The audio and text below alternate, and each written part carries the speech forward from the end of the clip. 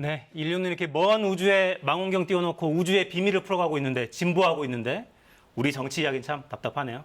네, 자, 이어서 김민하 평론가와 주요 뉴스 정리해드리겠습니다. 길이 막혀서 좀 늦으셨어요? 택시 대란을 좀 빨리 해소를 해야 되겠습니다. 알겠습니다.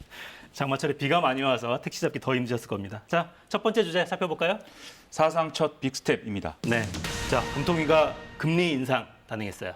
이 한국은행 금통위가 기준금리를 연 0.5%포인트 올렸는데요. 보통 이 금리 인상을 하면 0.25%포인트씩 올리는데 네. 거의 2배를 올린 거지 않습니까? 그래서 빅스텝이다 이렇게 얘기를 하고 있습니다. 네, 0.25%포인트 베이비 스텝이 아니라 빅 스텝을 밟았습니다. 4월, 5월에 이어서 3회 연속 인상, 이것도 사상 처음이라면서요? 그렇습니다. 빅스텝도 사상 처음이고 말씀하신 대로 4월, 5월에 각각 0.25%포인트씩 기준금리를 올렸었는데 그러면 이번에 올린 것까지 3회 연속 인상한 게 되는데 네. 이것도 이제 사상 처음이다라는 겁니다. 그리고 지금 이제 이렇게 되면 기준금리가 현재 연 1.75%에서 연 2.25%로 인상이 되는 건데 네. 좀 걱정스러운 게 한국은행 총재가 이렇게 얘기를 했습니다.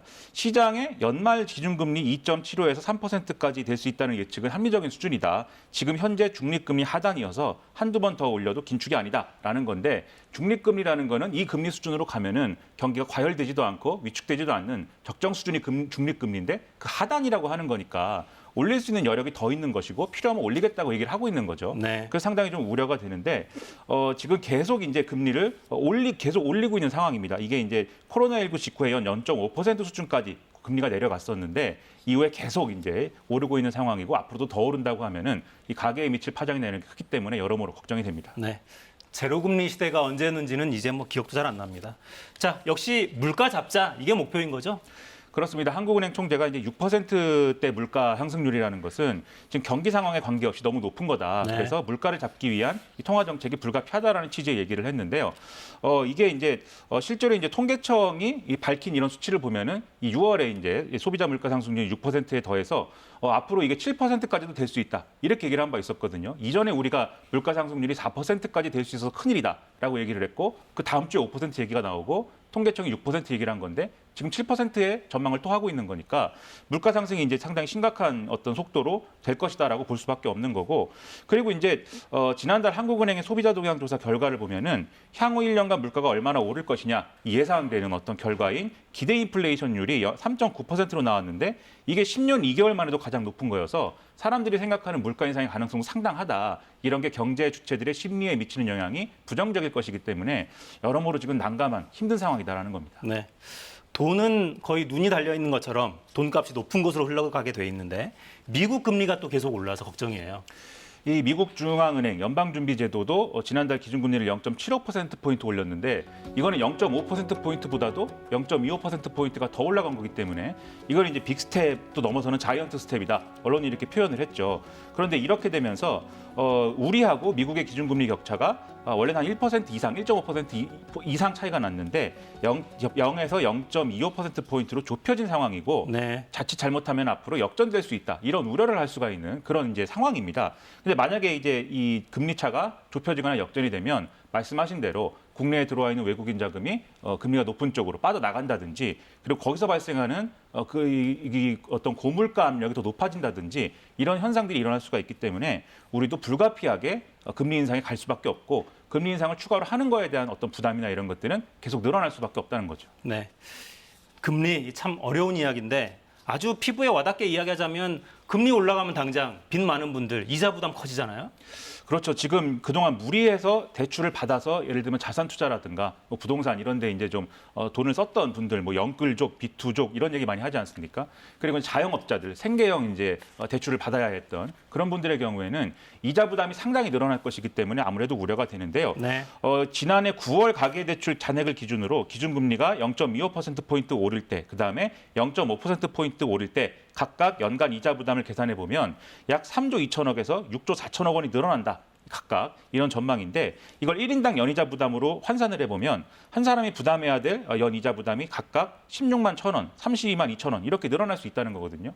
근데 앞으로 금리가 더 오른다고 할 거니까 하면 이 액수도 커지겠죠. 그럼 정말 걱정스러운 상황이 올 수 있는 겁니다. 네. 이 와중에 자 최저임금 좀 적게 올렸으면 좋겠다 이런 이야기를 하는 당국자도 있었습니다. 자, 다음 주제 살펴볼까요? 50대도 4차 접종입니다. 네. 자, 오늘 코로나 재유행 대응 방안 나왔죠? 접종 대상 확대하겠다는 거예요?